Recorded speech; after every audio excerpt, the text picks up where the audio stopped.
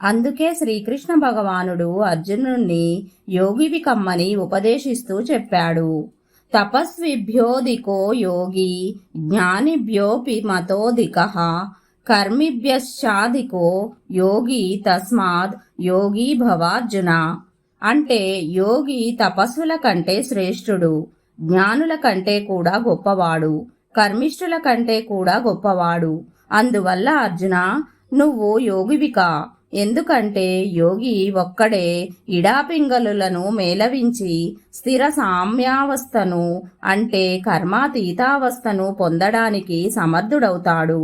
స్థిత ప్రజ్ఞత్వం పొందగల సామర్థ్యం యోగికే ఉంటుంది. ఈ ఆత్మకర్మ ద్వారా ఆత్మతో పరమాత్మను కలపడానికి అంటే ఆ స్థితి కలిగించే అభ్యాస క్రియనే అభ్యాస యోగము అంటారు. మరో భక్తుడు అడిగాడు, జీవుల మీద దయ చూపిస్తే ఈశ్వర సేవ అవుతుందని శాస్త్రం చెబుతుంది.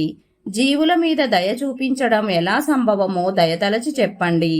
దానికి యోగిరాజులు ఇలా అన్నారు, జీవుల మీద దయ చూపించడం ఈశ్వర సేవతో సమానము అన్నది సంపూర్ణ సత్యం. కాని మీరు జీవుల మీద దయ చూపించడం అన్నదానికి అనుకునే అర్థం నిజమైన దయ కాదు. వాటి మీద దయ చూపించడం వల్ల ఆత్మజ్ఞానం కలగదు. సాధారణంగా మీరు దీన దుఃఖితుడు, అనాథుడు, ఆతురుడు అయిన వాడికి డబ్బు ఇచ్చి అన్నము గుడ్డ పెట్టి మందు మాకు వంటివి ఇచ్చి వాటి ద్వారా జీవి మీద దయ కనబరుస్తూ ఉంటారు. కానీ ఈ రకంగా అంటే ఈ రూపంలో జీవి మీద చూపించేది వాస్తవమైన దయ కానీ సేవ కానీ కాదు. ఎందుకంటే దాంట్లో స్థాయిత్వం లేదు. దయ చూపించే వాడికి కూడా ఆత్మలాభం కలగదు. దీనివల్ల జీవుడు దేహం మీద కేవలం సమయానుసారమైన దయ చూపించడం జరుగుతుంది అంతే. జీవుడి దేహం జీవుడు కాదు కదా. ఇప్పుడు ఏ ప్రయోజనం కోసం దయాభావంతో పనిచేస్తున్నామో ఇక ముందు కూడా దాని ప్రయోజనం పునరావృత్తమవుతూనే ఉంటుంది. ఆకలితో అలమటిస్తున్న వారికి ఒకసారి అన్నం పెట్టినప్పటికీ మళ్ళీ ఆకలి వేస్తూనే ఉంటుంది. అంతేకాకుండా ఆకలి వేయడం దేహధర్మం. అలాంటి సేవ దేహసేవ అవుతుంది కానీ ఈశ్వర సేవ కాదు. ఈశ్వరుడు ఈ దేహంలో ఉంటాడు అన్నది నిజమే. కానీ దేహానికి సేవ చేయడం, దేహంలో ఉన్న ఈశ్వరుడికి సేవ చేయడం అవ్వదు. పాడైపోయిన గుడిని బాగు చేయడమో మళ్ళీ కట్టించడము గుళ్ళో ఉండే దేవుళ్లకు పూజ చేసినట్టు కానట్టే ఈ విధంగా దయ చూపించడం వల్ల భవరోగాలను అంటే ప్రాపంచికమైన ఆపదలను తొలగించడం జరగదు.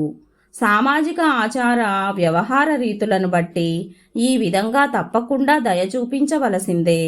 కానీ శాస్త్రం జీవుడి మీద దయ చూపించమన్నది ఈ రకంగా కాదు.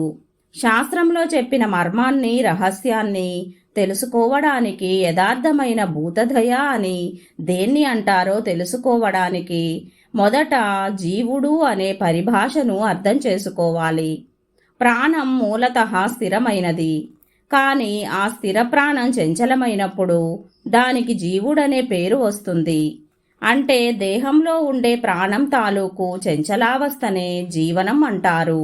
ఆ జీవనం ఉన్నంత వరకు, ప్రాణానికి చంచలావస్థ ఉన్నంత వరకు జీవుణ్ణి జీవితుడు అంటే జీవించి ఉన్నవాడు అంటారు.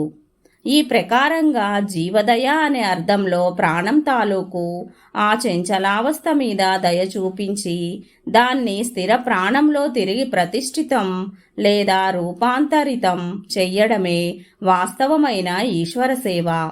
ఎందుకంటే స్థిర ప్రాణమే ఈశ్వరుడు. ఆ స్థిర ప్రాణానికి సేవ చెయ్యాలంటే చంచల ప్రాణాన్నే దానికి సాధనం చేసుకోవాలి. ముల్లుతో ముల్లు తీసేసినట్టన్నమాట. ప్రాణసేవ ప్రాణం ద్వారానే సంభవం.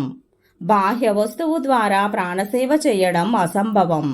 తన్ మన్ వచన్ కర్మ లగావే ఇసీకో అహింసా కహతే హై. శరీరం, మనస్సు, మాట, చేత ఏకత్రం చేసిన మీదట అంటే స్థిరం చేసిన మీదట సంభవించే అవస్థనే అహింస అంటారు. వచన్ వా అంటే వక్త్రం అనగా కంఠం, చ అంటే చక్షువు అనగా కన్ను, నా అంటే నాసికే అనగా ముక్కు అని గ్రహించాలి.